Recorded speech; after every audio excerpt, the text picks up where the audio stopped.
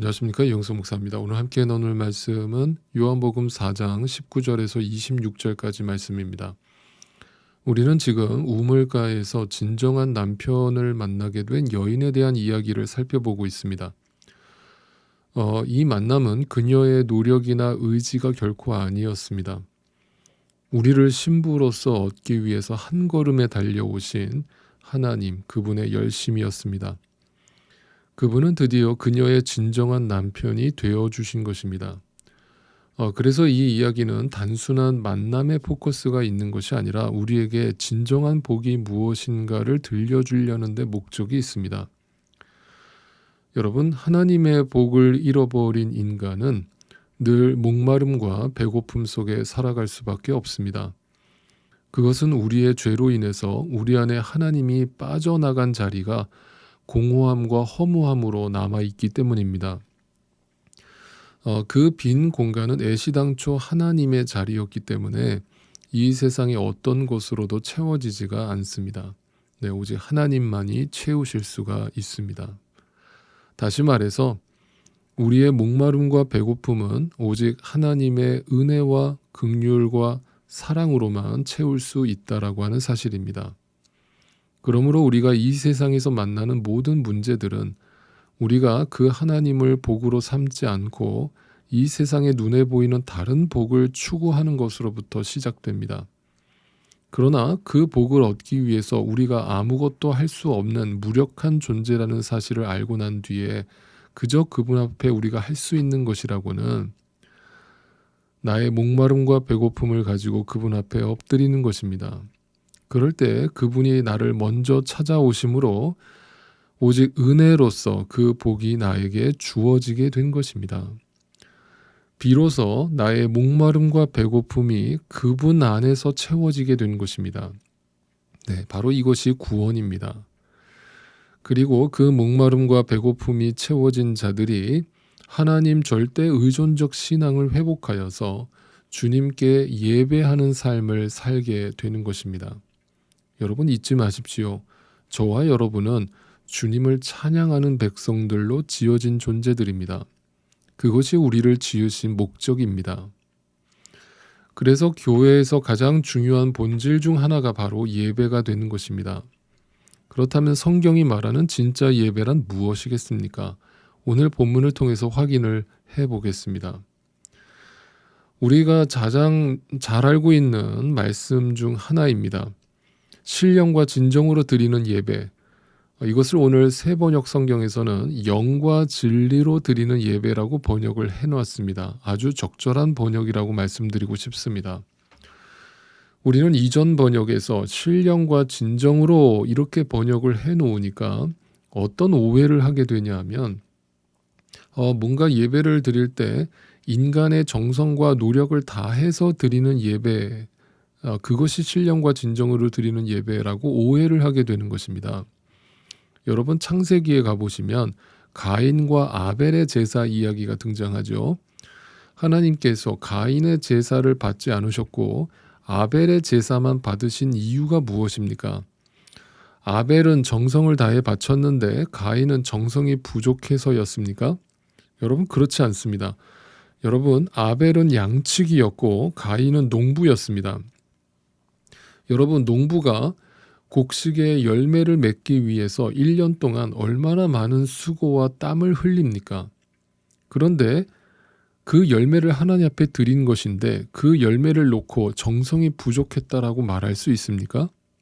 이 이야기는 결코 우리의 정성의 이야기, 정성의 문제를 다루고 있는 이야기가 아닙니다. 그렇다면 또 어떤 분들은 그럼 목사님 예배를 대충 드려도 되는 거군요 라고 말씀하신다면 여러분 안에 정말 하나님 절대 의존적 믿음이 있는지부터 점검해 보시기를 바랍니다. 정성이 필요 없다는 얘기가 아니라 모든 예배는 당연히 정성을 다해서 드리는 것이 당연한 것이지만 단순하게 여기서 말하는 신령과 진정의 의미가 예배 시간 지각하지 마십시오. 헌금을 정성을 다해서 드리십시오. 설교 시간에 졸지 마십시오. 예배 시간에 딴 생각하지 마십시오 하는 정도 수준의 그 의미를 담고 있는 것이 아니라는 얘기를 드리고 있는 것입니다. 이것을 우리가 바르게 이해하기 위해서는 전체 문맥상에서 흐름을 우리가 이해를 해야 됩니다.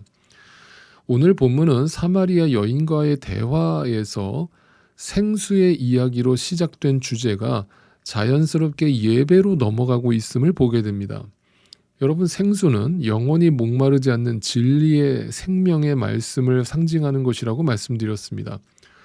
그러나 그녀는 그 생수가 무엇인지 전혀 알지 못했고 그 생수가 자신에게 왜 필요한지, 그리고 그런 게 정말 있기는 한 건지 그저 육의 시선으로 이해해 보려고 노력했을 뿐입니다. 자, 그러자 주님께서 그녀에게 남편 얘기를 꺼내시면서 그녀 안에 있는 그 목마름과 배고픔을 들춰내셨습니다. 아닌 척하고 살고 있었지만 그 속은 텅 비어있는 나를 보게 하신 것입니다. 그러자 비로소 그녀는 예수님을 선지자로 인정을 하면서 자신들은 그리심산에서 예배를 드렸는데 어떤 장소에서 예배를 드리는 것이 진정한 예배냐라고 물은 것입니다. 이 질문 또한 영적인 질문인 것처럼 보이시지만 아주 육적인 시선에서 사마리아의 그리심산에 있는 성전과 예루살렘에 있는 성전 중에 어디가 진짜 하나님의 집입니까? 라고 물은 것입니다. 그러자 주님께서 대답하시기를 이 산에서도 말고 예루살렘에서도 말고 하나님께 진정으로 예배하라고 말씀하신 것입니다.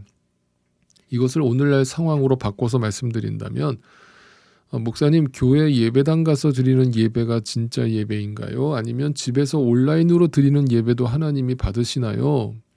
라고 하는 그 질문에 그런 아주 육적인 질문에 예배당도 말고 온라인도 말고 하나님께 진정으로 예배를 드리세요라고 답을 한 것과 같습니다. 다시 말씀드려서 지금까지 너희는 예배의 모형과 그림자를 통해서 예배를 드렸지만 이제는 너희의 참성전이 되신 예수 그리스도를 주인으로 삼아 영적인 예배를 드리라는 말씀입니다. 그러니까 모든 상황, 모든 순간 우리는 우리 안에 계신 성령 하나님을 의지하여 주님께 예배하는 삶을 살아야 함을 말씀하고 계시는 것입니다. 그렇다면 도대체 그것이 무엇이겠습니까? 그래서 예배와 관련해서 가장 중요한 것은 누구에게 그리고 어떻게 그리고 왜 예배를 드리는지에 대해서 분명히 알고 드려야 한다는 사실입니다. 이것을 모르고 드릴 때 그 예배당이 아무리 화려하고 그 예배 형식이 아무리 거창하고 아주 멋지게 드려진다고 할지라도 결국은 알지 못하는 것을 예배하는 시간 낭비일 뿐이기 때문입니다. 결국 그것은 하나님을 향한 예배가 아니라 인간을 즐겁게 하기 위한 쇼에 불과한 것입니다. 그러므로 참된 예배란 주님의 영으로 주님의 뜻에 맞춰진 예배가 될 것입니다. 주님의 뜻이 무엇입니까? 단연코 하나님 사랑과 이웃 사랑입니다. 그래서 예배는 결코 예배당 안에서만 드리는 것일 수가 없는 것입니다. 그리스도 안에서 하나님과의 관계가 회복된 자라면 반드시 공동체로서 예배당에 모여서 드리는 예배를 어느 것보다 소중하게 여길 것입니다. 그러나 결코 그것이 끝이 아니라 예배당에서 주님의 영과 진리로 드려진 그 예배는 반드시 예배당 밖의 삶으로 연결될 수밖에 없다라고 하는 사실입니다. 예를 하나 들여서 말씀드려 보겠습니다. 좀 극단적인 예를 드려보죠. 만약에 세상에서 온갖 편법과 불법과 온갖 저질스러운 사고방식과 그런 비윤리적인 행위로 살아가던 자가 예수님을 믿게 되고 주일 성수는 물론이고 그때부터 금식하면서 주님께 열심을 다해 정성을 다해 예배를 드린다고 가정을 해보겠습니다. 그러나 아무리 그렇게 예배를 드린다고 할지라도 그의 예배는 결코 예배일 수 없다는 것입니다. 왜냐하면 그의 예배는 예배당 안에서만 끝나기 때문입니다. 진짜 예수님을 만난 자라면, 주님의 영에 사로잡힌 자라면 그 예배는 그 예배당 밖의 삶으로 연결될 수밖에 없다는 것입니다. 바로 나의 일터에서, 나의 가정에서, 내가 만나는 모든 사람들과의 대화에서 하나님 사랑과 이웃 사랑의 가치관이 묻어날 수밖에 없다는 것입니다. 네, 그것이 바로 삶의 예배인 것입니다. 사랑하는 성도 여러분, 여러분의 예배의 삶을 돌이켜 보십시오. 여러분은 어떤 예배의 삶을 드리고 계십니까? 여전히 예배당 안에서만 드리는 예배에 머물러 계십니까? 아니면 여전히 내 기분과 감정의 지배를 당하며 하나님 절대 의존적 신앙이 아닌 나의 자아와 나의 의를 의지하는 형식적인 예배에 머물러 계십니까? 예배당 안에서는 온갖 거룩한 예배로서 행위로서 정성을 다해 드리지만 예배당 밖에만 나가면 세상 사람과 똑같은 삶과 사고방식으로 살고 계시지는 않습니까? 오늘도 여러분 안에 계신 성령 하나님을 의지하여서 진정으로 주님을 예배하는 삶을 살아가실 수 있게 되기를 간절히 소망합니다. 겸손하게 낮은 자의 모습으로 주님께 거저받은 그 은혜와 사랑을 누군가에게 조건 없이 흘려보내는 하나님 사랑과 이웃 사랑의 균형을 이룬 그 영적 예배를 주님께 드리실 수 있게 되기를 간절히 소망합니다. 십자가